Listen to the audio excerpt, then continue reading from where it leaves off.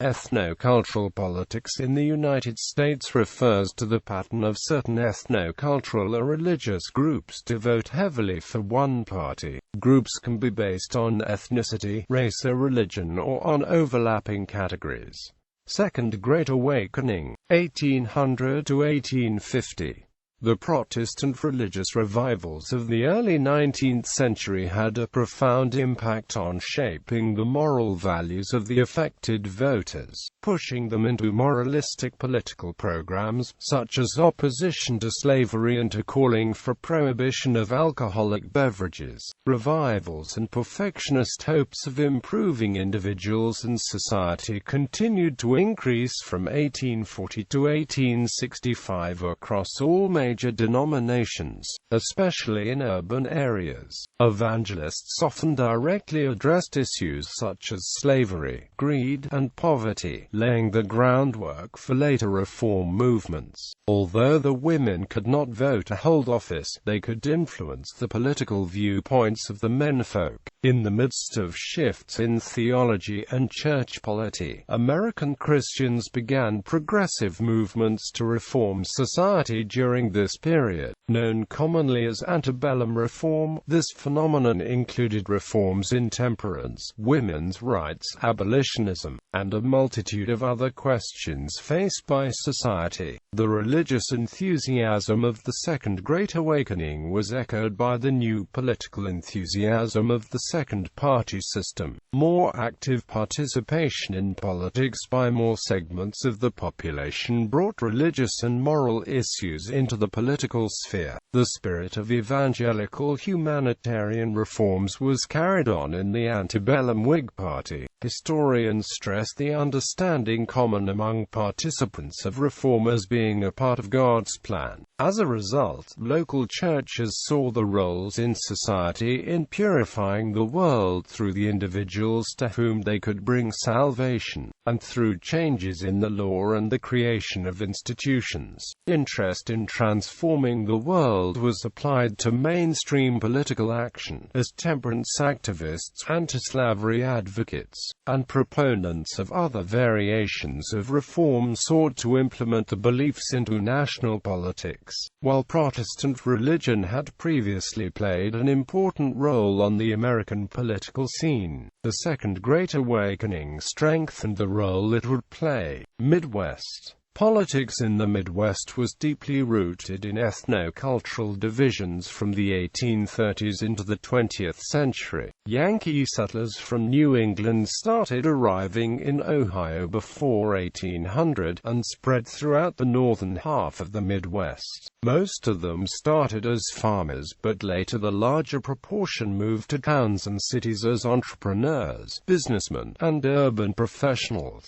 Since its beginnings in the 1830s, Chicago business was under Yankee control from the 1830s, and the railroad and financial metropolis quickly came to dominate the Midwestern economy. However, politics inside the city was under the control of complex ethnic coalitions in both parties. Finally, in the 1930s, the Irish took control of the Democratic Party and city government. Historian John Buenker has examined the worldview of the Yankee settlers in the Midwest, because they arrived first and had a strong sense of community and mission. Yankees were able to transplant New England institutions, values, and mores, altered only by the conditions of frontier life. They established a public culture that emphasized the work ethic, the sanctity of private property, individual responsibility, faith in residential and social mobility, practicality, piety, public order and decorum, reverence for public education, activists, honest and frugal government, town meeting democracy, and he believed that there was a public interest that transcends particular and stick ambitions. Regarding themselves as the elect and just in a world rife with sin, error, and corruption, they felt a strong moral obligation to define and enforce standards of community and personal behavior.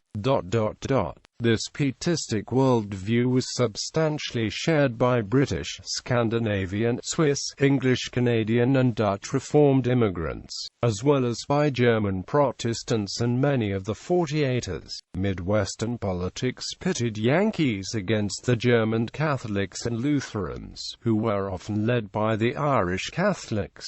These large groups, Wencker argues, generally subscribed to the work ethic, a strong sense of community, and activist government, but were less committed to economic individualism and privatism and ferociously opposed to government supervision of the personal habits. Southern and Eastern European immigrants generally leaned more toward the Germanic view of things, while modernization, industrialization, and urbanization modified nearly everyone's sense of individual economic responsibility and put a premium on organization, political involvement, and education. Third-party system, 1850s–1890s.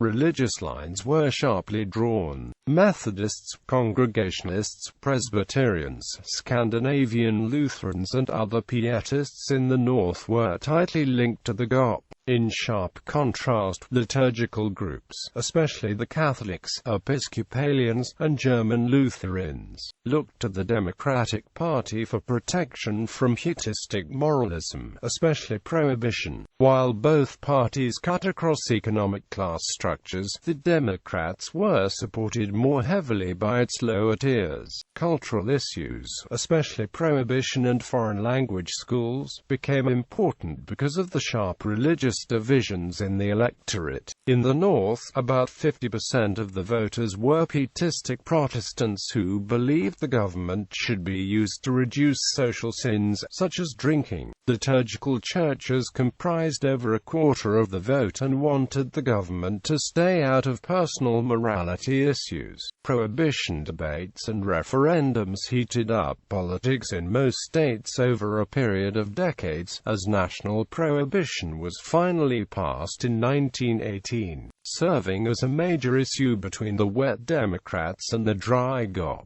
German Americans comprised the largest ethnic group in the North, but they were sharply divided along religious lines. Catholics, several groups of Lutherans, Methodists and other Protestants each formed tight-knit communities. The Catholics and Lutherans operated separate parochial schools.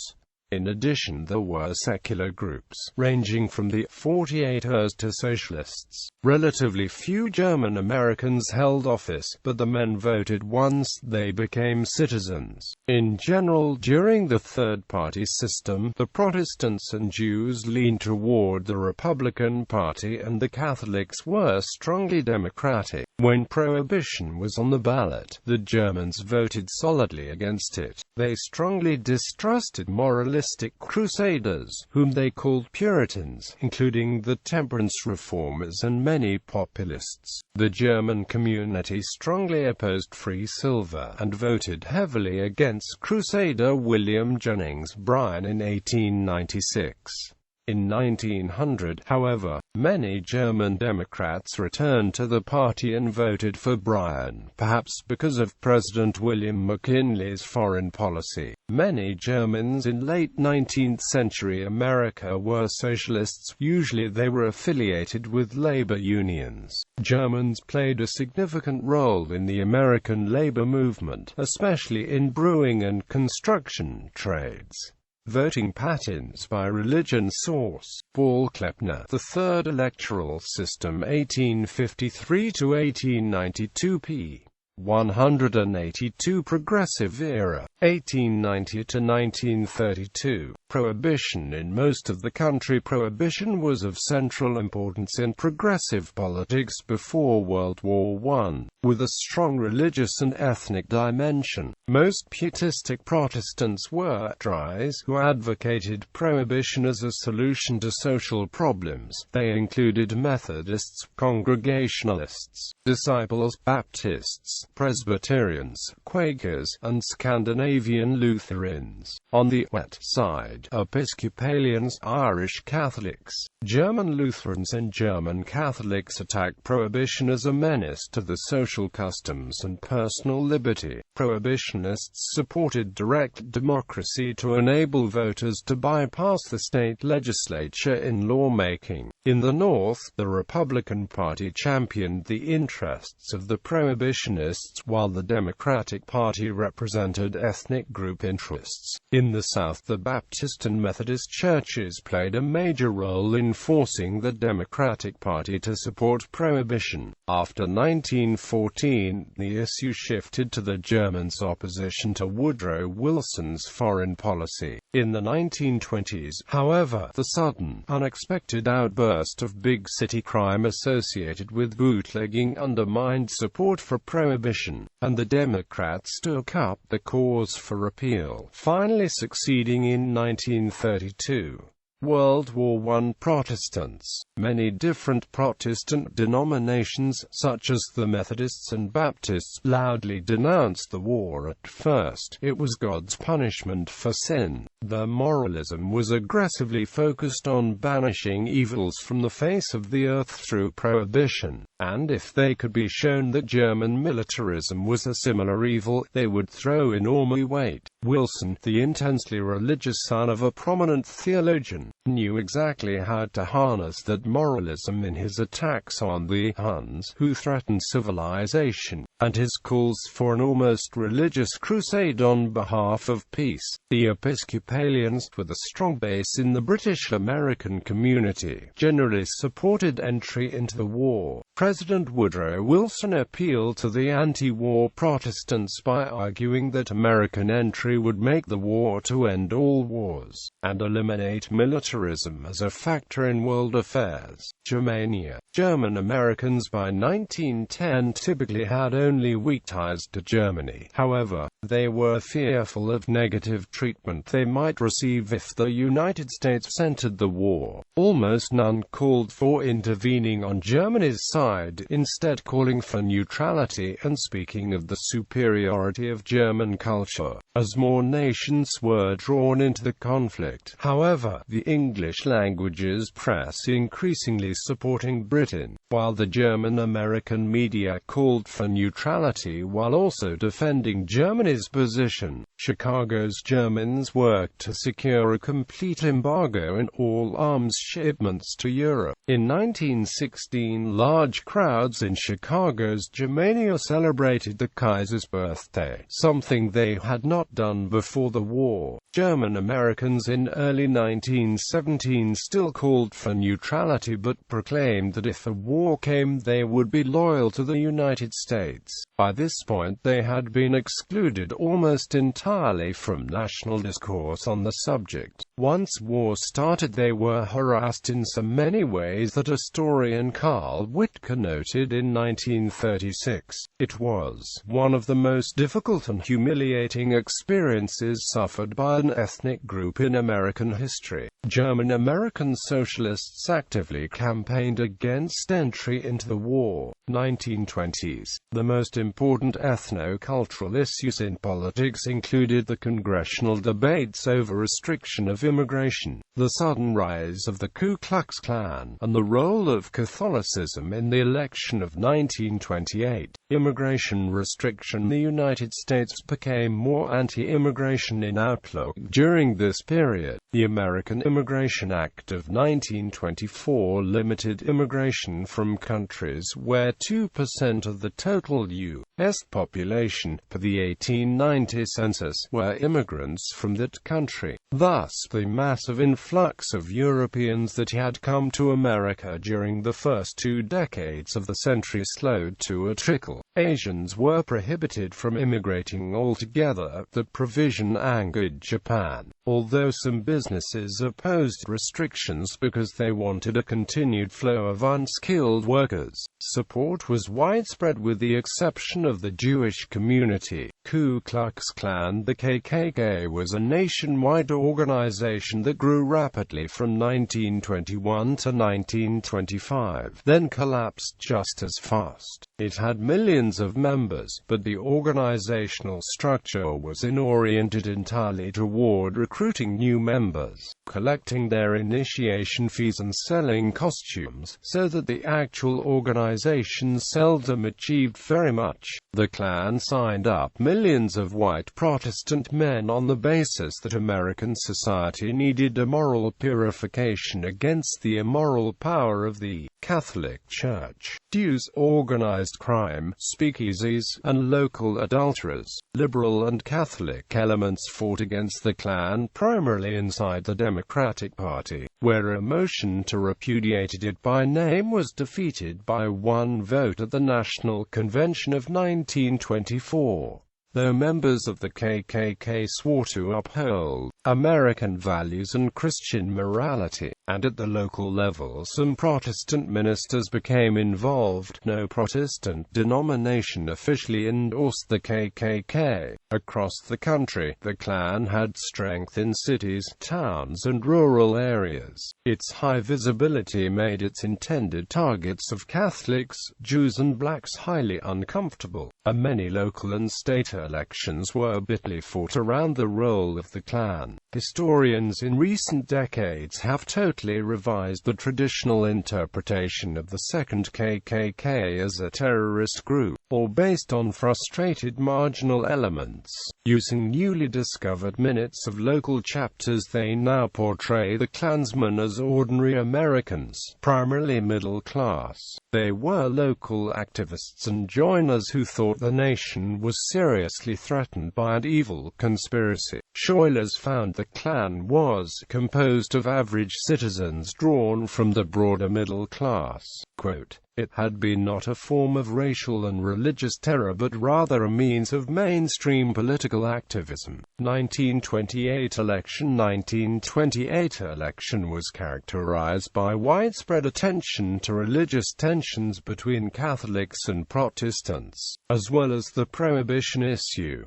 The nation was peaceful and prosperous, giving enormous strength to Republican nominee Herbert Hoover. The Democratic candidate was New York Governor Al Smith, who was closely identified with Catholicism, New York City, and opposition to Prohibition. Smith mobilized Catholic voters, who proved decisive in his success in carrying the large cities. A wide spectrum of Protestants were troubled by the notion that the Catholic Church, especially the Pope and bishops, would have a major voice in American politics.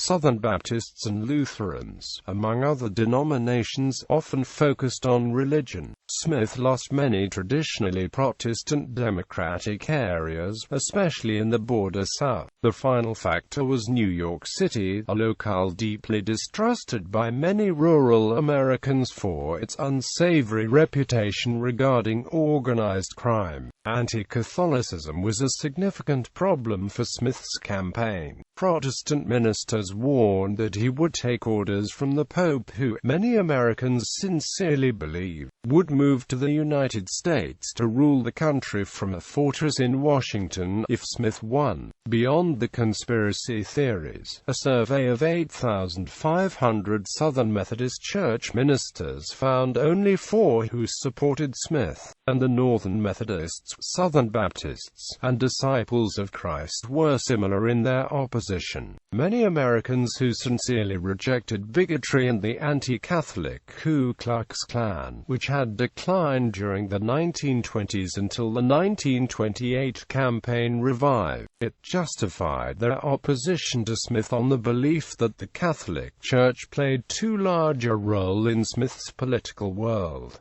New Deal era, 1932 to 1966.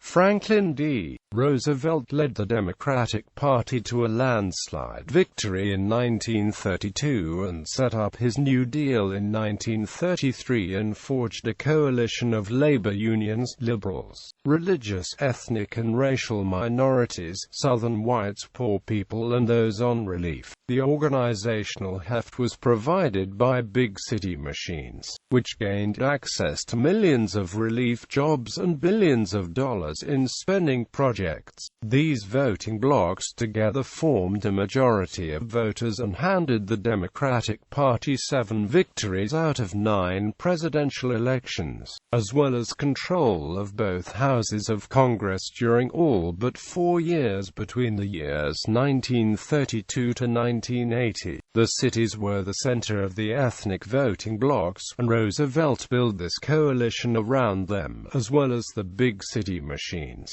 and the labor unions that were associated with the ethics. In 1936, the nation's 106 cities over 100,000 population voted 70% for FDR, compared to 59% outside the cities. Roosevelt won re-election in 1940 thanks to the cities. In the North, the cities over 100,000 gave Roosevelt 60% of the votes, while the rest of the North favored Wendell Willkie by 52%. It was just enough to provide the critical electoral college margin. The European ethnic groups came of age after the 1960s. Ronald Reagan pulled many of the working-class social conservatives into the Republican Party as Reagan Democrats. Many middle-class ethnics saw the Democratic Party as a working-class party and preferred the GOP as the upper-middle-class party. However, the Jewish community still voted en masse for the Democratic Party, and in the 2004 presidential election, 74% voted for Democratic candidate John Kerry. In the 2008 election, 78% voted for President Barack Obama, and in the 2012 election, 69% voted for President Obama. African Americans grew stronger in the Democratic loyalties and in their numbers. By the 1960s, they were a much more important part of the coalition than in the 1930s. The Democratic loyalties cut across all income and geographic lines to form the single most unified bloc of voters in the country.